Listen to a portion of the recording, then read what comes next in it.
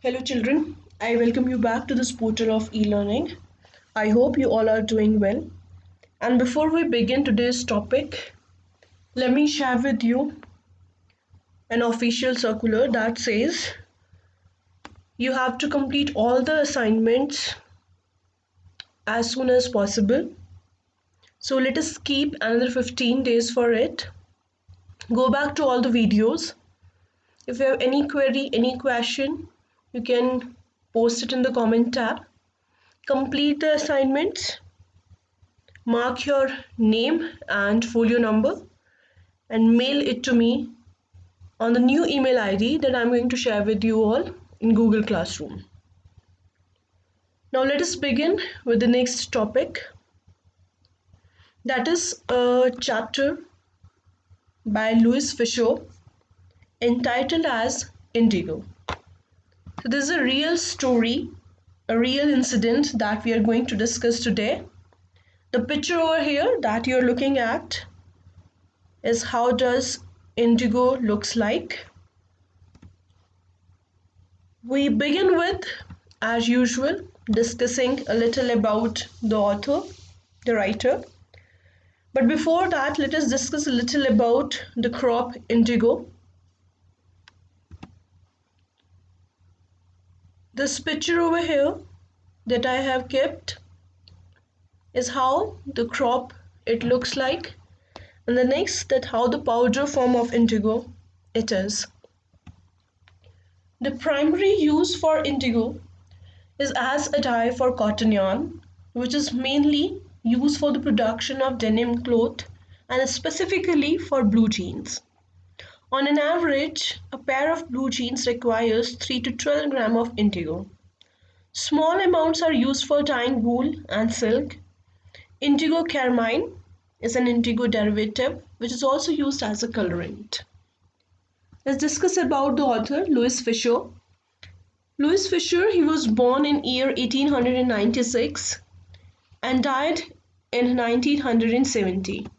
He was a Jewish American journalist, and his works mainly consists of a contribution to the ex-communist treatise The God That Failed, as well as a biography of Mahatma Gandhi entitled as The Life of Mahatma Gandhi.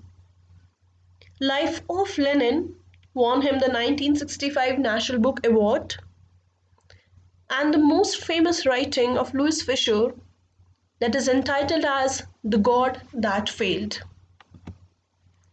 Among all the other works, his most talked about major works are Oil Imperialism, that's a writing about international struggle for petroleum, The Soviets in World Affairs. He has also written a lot about war, the war in Spain, Men in Politics, The God That Failed, the most talked about. He is quite influenced by Mahatma Gandhi and has written a lot about him. The Life of Mahatma Gandhi, this is another writing. Stalin, The Life of Lenin, The Essential Gandhi, Gandhi and Stalin, and also Russia's Road from Peace to War. We'll discuss the learning objectives of the chapter. Though there are many objectives, it intends to present to the reader, I have made it more concise, put in a more crisp way. The first says to know that forgiveness and peaceful means can be more effective than revenge and violence. The second objective that says why and how rules and laws are made and enforced, why different rules are needed in different situations, and how to take part in making and changing rules. Also, it will provide us the space to think about the lives of people living in other places and times, and people with different values and customs. The last that I have jotted down here, is to realize the nature and consequences of racism, teasing, bullying, and aggressive behaviors, and also how to respond to them and ask for help.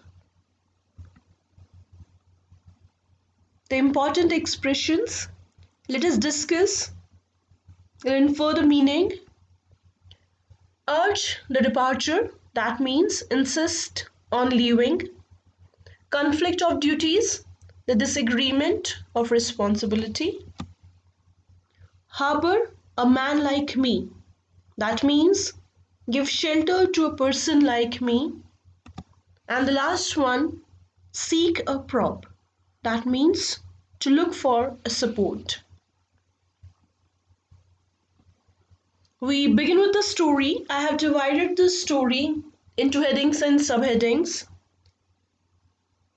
Gandhi's Satyagraha in India was at Champaran in Bihar that happened in the year 1917 in support of the much exploited peasants, the farmers of that district, who were compelled by the Britishers to plant indigo, to grow it, on 15% of their land instead of the food crops that were necessary for their survival, and part with the whole crop for the rent.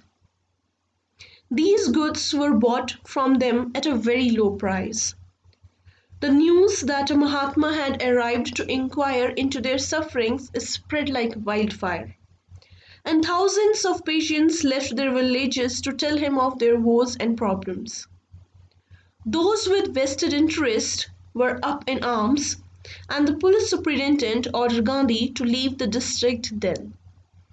Gandhi refused, and he was summoned to appear in court the next day. Thousands of farmers followed him there. The magistrate postponed the trial and released him without bail, as Gandhi refused to furnish any. Later, the case was withdrawn and Gandhi proceeded with his inquiry. Along with the inquiry, he educated peasants, the farmers over there, in the principles of Satyagraha and taught them that the first condition of freedom, it was freedom from fear. And that's what we have studied in the chapter Deep Water as well. He felt that free people must learn to stand on their feet. But the more he worked for the people, the less was his presence welcome to the government, who were at last obliged to set up a committee of inquiry. The report of the committee, of which Gandhi was a member, went in favor of the tenant farmers. And the success of this first experiment in Satyagraha in India greatly enhanced Gandhi's reputation in the country. Let us begin with the story in detail. And the first header that says Louis Fisher's meeting with Mahatma Gandhi. Louis Fisher, he first met Gandhi in 1942 when he visited his ashram in Sevagram. It was then that Gandhi told him why in 1917 he decided to persevere towards driving the British from India. So the story is in the flashback, that's what he had been narrating to Louis Fisher. In December 1916, Gandhi was in Lucknow to attend the annual convention of the Indian National Congress (INC). It was there that he met a poor peasant from Champaran, whose name was Rajkumar Shukla, who pleaded with Gandhi to visit his district at least once. It was the first time that Gandhi had ever heard of the place in the foothills of Himalayas. Rajkumar Shukla was one of the poor sharecroppers.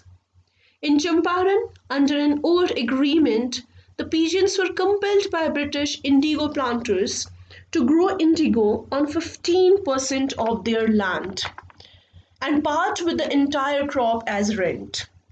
Rajkumar Shukla had been recommended to seek advice from Gandhi. Gandhi told Shukla that he had an arrangement to go to Kanpur and then other parts of India. And in those years, Kanpur was spelled as Cawnpore instead of Kanpur. Although Rajkumar was illiterate, he was determined and he followed Gandhi everywhere. When Gandhi returned to his ashram near Ahmedabad, Shukla followed him there too. For weeks he stayed with Gandhi and begged of him to visit Champaran. Gandhi was impressed with his perseverance and promised to meet him in Calcutta, that's now as Kolkata, and go to Champaran from there. Months later, when Gandhi went to Calcutta, Shukla was waiting for him there. From there, the two of them left for Patna in Bihar. There, Shukla took him to meet with a lawyer named Rajendra Prasad, who later became the president of the Congress Party and of India. Rajendra Prasad was out of the town that time, but the servants recognized Shukla as a poor farmer who sought assistance from their master to help the indigo sharecroppers. So they let him in the house with Gandhi, who they presumed to be another peasant. Gandhi was, however, not allowed to draw water from the well because they believed him to be an untouchable. Gandhi then went to Muzaffarpur on the way to Champaran to gather information about the conditions. He also sent a telegram to Professor J. B. Kripalani, who was a teacher with the Arts College at Muzaffarpur. When the train reached Muzaffarpur on April 15, 1917, Kripalani was waiting at the station with a large number of students. Gandhi stayed there for 2 days with Professor Malkani, a teacher in a government school. Gandhi was impressed by Malkani's courage as he gave shelter to a person fighting for the country's democracy in spite of being a government servant.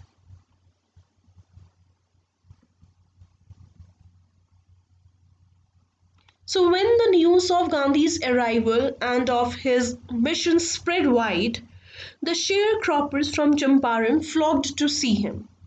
He came to know that the Muzaffarpur lawyers were charging the peasants a hefty fee. Gandhi rebuked the lawyers and he also advised them against going to the law courts. Gandhi felt that what they needed was to be liberated from fear first. Most of the cultivable land in the Champaran district was divided into large estates owned by Englishmen who employed Indian tenants to work for them. The chief commercial crop was indigo. The landlords forced the tenants to plant 15% of their land with indigo and sacrifice the entire indigo harvest as rent. And you see, there was another problem over there. When they have to grow indigo on the 15% of the entire land, the land would go barren for years and years, and they could not harvest anything on it. So when the landlords later on they learned that Germany had developed synthetic indigo, they forced the sharecroppers to sign agreements to pay them compensation to be released from the 15% agreement. In retaliation, when the sharecroppers engaged lawyers to fight against exploitation, the landlords they hired thugs. Meanwhile, the information about synthetic indigo reached the peasants who had already committed to paying the compensation and they wanted their money back. At this point of time, Gandhi arrived in Champaran. He began by collecting facts about the situation. First, he visited the secretary of the British Landlords Association, who refused to give information to an outsider. Next, he called on the British official commissioner of the Tirhut division in which the Champaran district lay. The commissioner advised him to leave Tirhut immediately, but Gandhi, along with several lawyers, went to Motihari, the capital of Champaran, where a crowd greeted him at the railway station. At Motihari, he learnt of a patient who had been maltreated and decided to see him. But on the way there, the police intercepted and forced him to return. He was served a notice to quit Champaran immediately, but Gandhi refused. He was ordered to appear in the court the very next day. That night, Gandhi telegraphed Rajendra Prasad to come from Bihar with influential friends. He sent instructions to the ashram also. He telegraphed the complete report to the viceroy. The next morning, Motihari was teeming with the peasants. They had only heard of a Mahatma who wanted to help them, was in trouble with the authorities. The courage to stand up for the cause was the beginning of their freedom from fear of the British. The officials needed Gandhi's cooperation to control the crowd. He was polite and friendly. The incident served as a proof that the power of the British could be challenged by the Indians. The prosecutor requested the judge to postpone the trial. The authorities wished to talk to their superiors. Gandhi protested against the delay and also he read a statement pleading guilty. He was torn between the two situations here. On the one hand, he did not want to set a bad example as a lawbreaker, and on the other hand, he had to be compassionate towards the nation. So, he refused to leave and asked for the punishment. The magistrate asked Gandhi to furnish bail, but when Gandhi refused, he had to be released without bail. Meanwhile, Rajendra Prasad, Brij Kishore Babu, Maulana Mazrul Haq, and many other well-known lawyers had arrived from Bihar. He asked them to fight for the sharecroppers if he went to jail. The lawyers felt if a stranger was prepared to go to prison for the sake of the peasants, it would be disgraceful for them to stay away from the movement. They assured Gandhi that they were ready to follow him to jail. And the Battle of Champaran is won, he exclaimed. Several days later, Gandhi learned that the case against him was to be dropped. Civil disobedience had won for the first time in modern India. Gandhi and the lawyers prepared cases for about 10,000 peasants and collected relevant documents. The next few days saw a lot of activity happening at Champaran, where the landlords protested violently. In June, Gandhi was ordered to see Sir Edward Gate. He was the lieutenant governor. Gandhi had 4 long interviews with the lieutenant governor and inquiry was ordered into the indigo sharecropper situation. The committee for inquiry consisted of landlords, government officials, and Gandhi as the only representative of those farmers.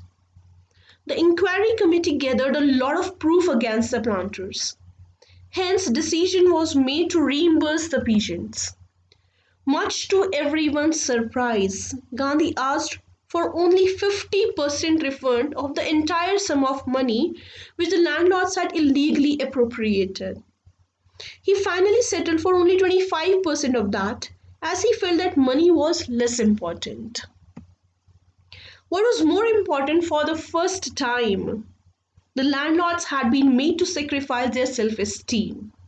The peasants, they realized that they had rights and it was their first lesson in courage. Within a few years, the British planters left their estates, which were returned to the peasants later on. That was the end of indigo sharecropping. But Gandhi was concerned about the cultural and social backwardness at Champaran. He requested teachers to educate the masses, the people over there. 2 young men, Mahadev Desai and Narhari Parekh, along with their wives, volunteered to do this work. Several more, including Devdas, Gandhi's youngest son, joined in. Kasturba Gandhi too educated the villagers about personal cleanliness and community sanitation. Health conditions were too bad. Gandhi got a doctor to render his services for 6 months there. Castor oil, quinine, and sulfur ointment were made available. From Champaran, Gandhi controlled the affairs at the ashram and he sent regular instruction and asked for financial accounts as well. So, all in all, Champaran, it had been a turning point in Mahatma Gandhi's life. Champaran was a turning point. Like The people had declared for the first time that the British could not order Indians around in their own country. It had all begun as an attempt to help the poor peasants.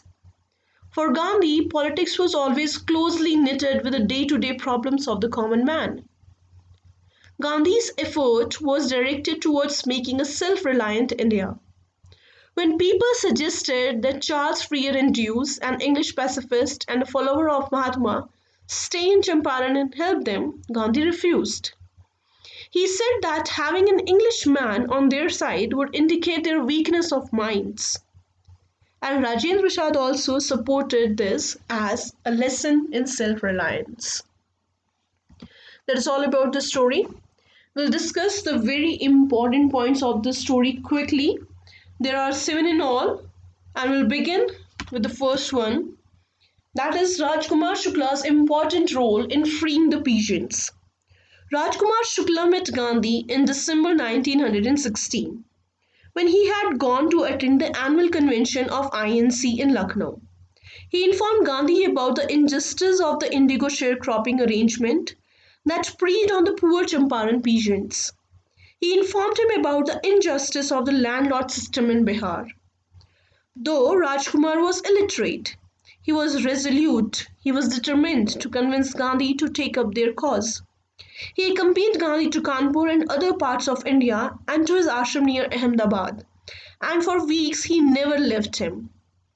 Finally, when Gandhi went to Calcutta, Rajkumar Shukla convinced him to visit Champaran. The problem of sharecroppers in Champaran. In Champaran, most of the arable land was owned by Englishmen, who had engaged Indian tenants to cultivate their lands. The landlords of the area compelled all tenants to plant 15% of their holdings with indigo, and that would let the land go barren. And that was the chief commercial crop, and surrender the entire indigo harvest as rent to the Britishers. And this was done by long-term contract. When the landlords learned that Germany had developed synthetic indigo, they forced the sharecroppers to enter into an agreement to rake in compensation to free them of their 15% arrangement. Many peasants signed it willingly. Those who resisted engaged lawyers, but the landlords hired thugs to beat them into accepting their terms. Meanwhile, the information about synthetic indigo it reached the illiterate peasants as well, and they demanded their money back. So that is what the problem was. Then the first order of the British government came in. It was to find out about the sharecropping arrangement. Gandhi first visited the secretary of the British Landlords Association. The secretary refused to give any information to an outsider, and next the British Commissioner of Tirhut asked him to leave, which he did not. Instead, he proceeded to Motihari accompanied by several lawyers. There he heard that patient had been maltreated in nearby village. Gandhi decided to go and see him, but he was interrupted by the police superintendent's messenger who ordered him to return immediately. Gandhi agreed, but the messenger who drove him home served him with an official notice to quit Champaran then and there. Gandhi signed received for the notice and wrote on it that he would disobey the order. Now, how the officials they felt powerless without Gandhi's support. When Gandhi was summoned to appear in court, he telegraphed Rajendra Prasad to come with his influential friends. The town of Motihari was filled with peasants who had come because they had heard that the Mahatma who wanted to help them was in trouble with the authorities. The demonstration in thousands was the first step forward their liberation from fear. The officials felt powerless without Gandhi's cooperation now. He helped them regulate the crowd. He proved that their might could be challenged by Indians. The government was taken aback and wanted to consult their superiors. The prosecutor requested the judge to postpone the trial, but Gandhi protested against the delay. He read a statement stating that he was guilty of flouting the law, but he expressed no regret for helping the cause of the poor peasants. He also refused to furnish bail and eventually released without bail. The triumph of civil disobedience that happened the first time in the modern India. Gandhi received summons to appear in court, and when he defied the order to leave Motihari, the things changed.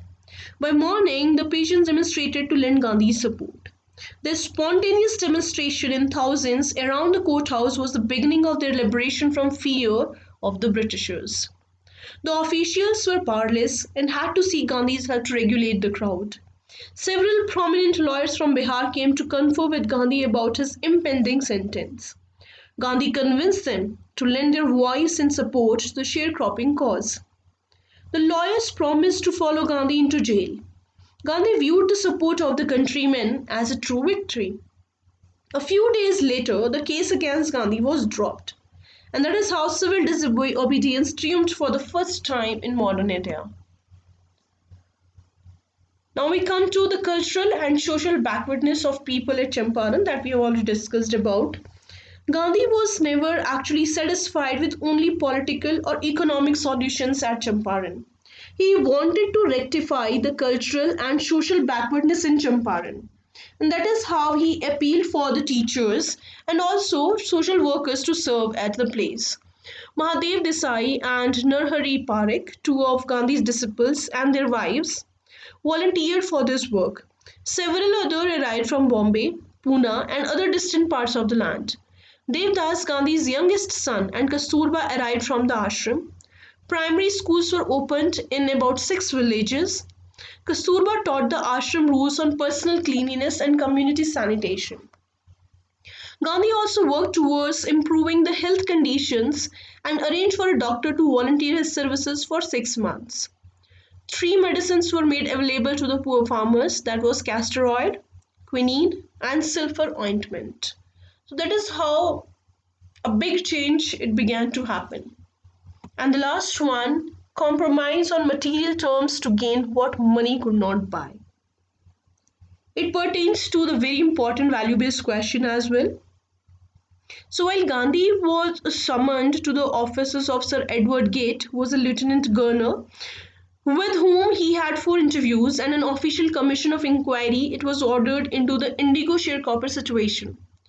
The commission that had Gandhi as the sole representative of the peasants of the farmers gathered a lot of evidence against the big planters, and they agreed to offer refunds to the peasants. The peasants expected repayment of the money in full, but Gandhi asked only for 50%. When the representative of the planters offered to refund 25%, Gandhi agreed upon immediately. He realized that the monetary benefit that he achieved for the peasants in the way of the settlement, it was of less significance in comparison to the spirit of liberation they had gained. He explained that the amount of the refund was less important than the fact the landlords had been forced to surrender a part of their money and bow down to law, bridging the divide between the landowners and the poor peasants. The peasants were made aware of their rights. Their plights received a voice, and they were consequently liberated from their fear of the British. You can go back to any point. If there are any queries regarding it, you can post in the comment tab. The story, as usual, followed by an assignment, a very short one. The first question that says, give a detailed account of the problem of sharecroppers in Champaran. Followed by the next question, civil disobedience was triumphed for the first time in modern India. What actually had happened? What was it? Self-reliance, Indian independence, and help to sharecroppers were all bound together in the chapter. Justify it. It's a long answer type question. That's it about the story. If you have any queries, any questions, any doubts about any of the other topic as well, including this one, you can always post in the comment tab. I'll get back to you as soon as possible. And please complete your assignments in time now. I wish you happy learning and take a very good care of yourself. Complete the assignments earliest possible.